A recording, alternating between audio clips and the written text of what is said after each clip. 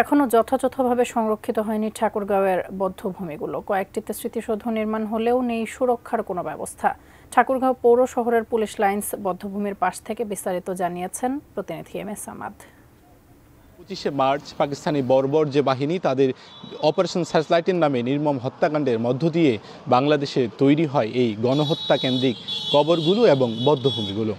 স্বাধীনতার এত বছরেও যে ঠাকুরগাঁওয়ের যে বধ্যভূমিগুলো রয়েছে সেই বধ্যভূমিগুলো এখনও তার যে প্রাপ্য মর্যাদা সেই মর্যাদায় রক্ষিত করা হয়নি। জেলার দুই একটি শুধুমাত্র যে বধ্যভূমি রয়েছে সেগুলো স্মৃতিসৌধ বা স্মৃতিফলক স্থাপন করা হলেও সেগুলো সংরক্ষণ করার জন্য কোনো ধরনের উদ্যোগ আমাদের চোখে পড়েনি। এবং বাকি যে স্মৃতিসৌধগুলো রয়েছে এবং যে বধ্যভূমিগুলো রয়েছে সেগুলো তো এখন কোথাও কোথাও জঙ্গল হয়ে গিয়েছে এবং কোথাও কোথাও অরক্ষিত হয়ে সেগুলো বিলীন হয়ে গিয়েছে। কোয়ালিটি সম্পন্ন আন্তর্জাতিক মানের CMT 500W CSRM committed for better still. এই ঠাকুরগাঁওই কিন্তু সারা বাংলাদেশের মধ্যে সবচেয়ে বড় যে একটি বধ্যভূমি খুনিয়াদিঘি স্মৃতিসৌধ বা খুনিয়াদিঘি বধ্যভূমি সেটিও কিন্তু ঠাকুরগাঁওয়ে রয়েছে। অর্থাৎ কিছু কিছু জায়গা রয়েছে যেগুলোতে গণহত্যার যে গণজোয়ার সেটি পাকিস্তানি বাহিনীরা চালিয়েছে। তবে আত্মীয় স্বজন এবং যারা বীর মুক্তিযোদ্ধা রয়েছে তারা কিন্তু বলছেন যাতে করে প্রাপ্য মর্যাদায় এগুলো সংরক্ষণ করা হয়, যাতে করে নতুন প্রজন্মকে এই 25শে মার্চের যে ভয়াল যে হত্যাকাণ্ড সেটি সম্পর্কে জানানো হয়। আমরা এই নিয়ে কথা বলেছিলাম জেলা প্রশাসনকে। তারা বলেছেন যে আজকে ঘিরে তাদের কর্মসূচি রয়েছে, ব্ল্যাকআউট রয়েছে, তাদের রুহের মাগফিরাতের জন্য তাদের দোয়া রয়েছে এবং